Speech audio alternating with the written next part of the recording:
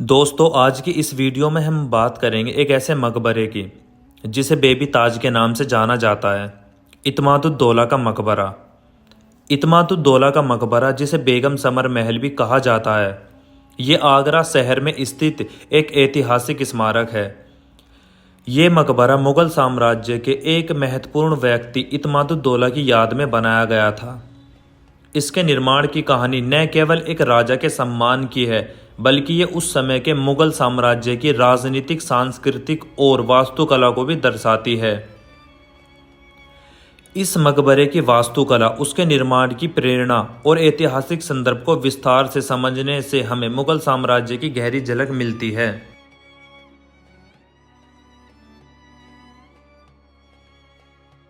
इत्मादुद्दौला का असली नाम मीर जमल था। वे एक काफ़ी प्रभावशाली मुगल दरबारी थे जिनका नाम इतिहास में उनकी निष्ठा, प्रशासनिक क्षमता और कला के प्रति रुचि के लिए जाना जाता है। वे मुगल सम्राट अकबर के शासनकाल में एक उच्च पद पर थे और बाद में शाहजहां के दरबार में भी उनकी महत्वपूर्ण भूमिका रही। इत्मादुद्दौला ने न केवल प्रशासन में योगदान दिया, बल्कि मुगल साम्राज्य के राजनीतिक परिदृश्य में भी उनका महत्वपूर्ण स्थान था। इत्मादुद्दौला का व्यक्तिगत जीवन भी काफ़ी दिलचस्प था, क्योंकि उनकी बेटी नूरजहां, जो बाद में शाहजहां की पत्नी बनी, मुगल साम्राज्य की शक्तिशाली महिला शासकों में से एक थी।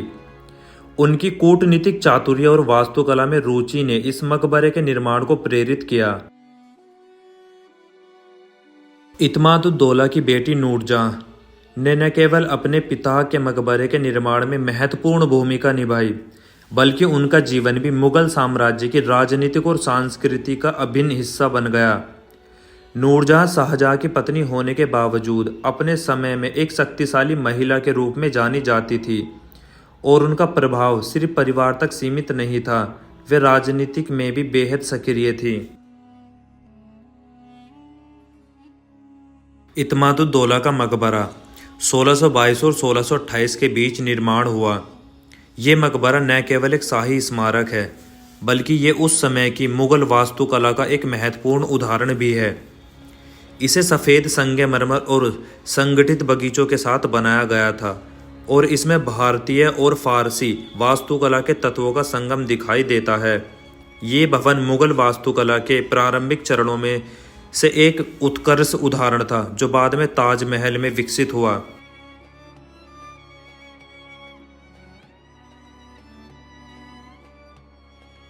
इत्मादुद्दौला का ये जो मकबरा है, ये यमुना नदी के पूर्वी तट पर चीनी के रोजा के बाद पड़ता है। ये मकबरा 4 बाग प्रणाली के एक बाग के बीच में बना हुआ है, जो चारों ओर से ऊंची दीवारों से घिरा हुआ है। बलुआ पत्थर के चबूतरे पर खड़ा ये मकबरा सफ़ेद संगमरमर का बना हुआ है। इस मकबरे में एक समानता व चतुर्भुजीय केंद्र कक्ष है, यानी कि ये जो कक्ष हैं ये सिमेट्रिकल हैं। आप इसको चारों तरफ से देखोगे, आपको ये एक जैसा ही लगेगा, और इस कक्ष के अंदर इत्मादुद्दौला और उनकी बेगम हसमत बेगम की कब्र है।